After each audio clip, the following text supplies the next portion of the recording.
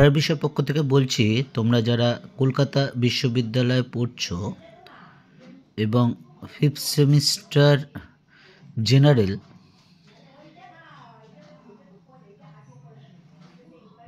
DSCA এর suggestion নিয়ে এসেছি। পেপারটার নাম হচ্ছে পাবলিক অ্যাডমিনিস্ট্রেশন। তোমরা যারা এবার 5th সেমিস্টারে দিচ্ছ, কলকাতা বিশ্ববিদ্যালয় এবং রাষ্ট্রবিজ্ঞান আছে জেনারেলে, বা যারা 5th সেমিস্টারে সাপ্লি পেয়েছো, তাদের জন্য আমরা পড়ার বিষয় পক্ষ থেকে একটি সাজেশন নিয়ে এসেছি। এই কয়েকটি প্রশ্ন পড়লে, মাত্র কয়েকটি প্রশ্ন পড়লেই তোমরা কিন্তু কমন পাবে। তা চলো একবার মার্কস ডিভিশনটা একটু দেখে নিই। দেখো, তোমাদের এই রাষ্ট্রবিজ্ঞান 5th সেমিস্টার জেনারেলে DSE-A1-এর যে মার্কস ডিভিশন হবে সেটা হলো 1 নম্বরের 15টা প্রশ্ন থাকবে, 15টাই থাকবে, 15টাই লিখতে হবে। তারপর মডিউল 1 10 নম্বরের 2টো কোশ্চেন থাকবে, একটা কোশ্চেন লিখতে হবে 100টি শব্দের মধ্যে। এবং মডিউল 1-এ 15 নম্বরের 2টো প্রশ্ন থাকবে, একটি প্রশ্ন লিখতে হবে 500 ওয়ার্ডের মধ্যে। মডিউল 1-এর মতো ঠিক মডিউল 2 অর্থাৎ 10 নম্বরের 2টো প্রশ্ন থাকবে, একটা প্রশ্ন লিখতে হবে 100টি শব্দের মধ্যে। আর 15 নম্বরের 2টো কোশ্চেন থাকবে, একটা কোশ্চেন লিখতে হবে 500 শব্দের মধ্যে, অর্থাৎ টোটাল 65 নম্বরে তোমাদের কিন্তু পরীক্ষা দিতে হবে। এই যে 100টা বা 500টা শব্দের কথা বললাম, 10 বা 15 নম্বর, একটু এদিক ওদিক হলে কিন্তু কোনো সমস্যা হবে না। তা যাই হোক, কথা না বাড়িয়ে চলো শুরু করি, আমরা সাজেশনটা শুরু করি। এবার চলো শুরু করি মডিউল 1-এর প্রশ্ন। এটা খুব গুরুত্বপূর্ণ। দেখো, 3টে স্টার যেগুলো দেওয়া আছে সেগুলো খুব ভালো করে পড়বে। প্রথম প্রশ্ন, সিদ্ধান্ত গ্রহণ সম্পর্কে হারবার্ট সাইমনের তত্ত্বটি আলোচনা করো। 2 নম্বর, চ্যালেঞ্জ হিসাবে নয়া জনপ্রশাসনের উদ্ভবের কারণ ও বৈশিষ্ট্য আলোচনা করো।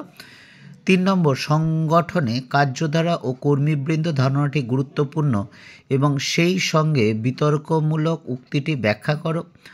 4 নম্বর, তুলনামূলক এবং জনপ্রশাসনের মূল বৈশিষ্ট্য লেখো। এবং 5 নম্বর, সাংগঠনিক নেতৃত্ব বলতে কী বোঝো এবং সংগঠনের নেতৃত্বের গুরুত্ব লেখো। দেখো, 2 নম্বর আর 5 নম্বরটা কিন্তু 15 নম্বরের জন্য গুরুত্বপূর্ণ, অর্থাৎ 15 নম্বর আসার সম্ভাবনা খুব বেশি, 10ও হতে পারে। অপরদিকে 1, 3 এবং 4 দেখো ব্র্যাকেটে 10 নম্বর করে লেখা আছে, এগুলো কিন্তু 10-এর জন্য খুব গুরুত্বপূর্ণ। এই 6টা কোশ্চেন পড়লেই কিন্তু তোমরা আশা করি 10 নম্বরের 2টোর মধ্যে অবশ্যই কমন পাবে, বা 15 নম্বরের 2টোর মধ্যে অবশ্যই কমন পাবে। 2টো প্রশ্ন এক্সট্রা দিয়েছে, দেখো, জনপ্রশাসনের পরিধি ও বিষয়বস্তু আলোচনা করো, এবং লাস্ট কোশ্চেন হচ্ছে উন্নয়ন প্রশাসনের সংজ্ঞা ও পরিধি আলোচনা করো। এই 6টা কোশ্চেনই ভালো করে পড়ো, আর 2টো একটু দেখেছো যাতে কোনো মতে যদি না আসে তাহলে কিন্তু এই 2টো অবশ্যই আসবে। তবে আবার বলছি, 6টার মধ্যে কিন্তু তুমি 15 বা 10 কিন্তু অবশ্যই একটা করে পেয়ে যাবে। এবার চলো মডিউল 2-এর আমরা সাজেশন দিচ্ছি একই রকম মডিউল 1-এর মতো। এবার মডিউল 2-এর আমরা কোশ্চেনগুলো শুরু করি। দেখো, প্রথম প্রশ্ন, আমলাতন্ত্র সম্পর্কে ম্যাক্স ওয়েবারের ধারণার উপর একটি সমালোচনামূলক টিকা লেখো। এটা আসবেই, আসার সম্ভাবনা কিন্তু 99.99%।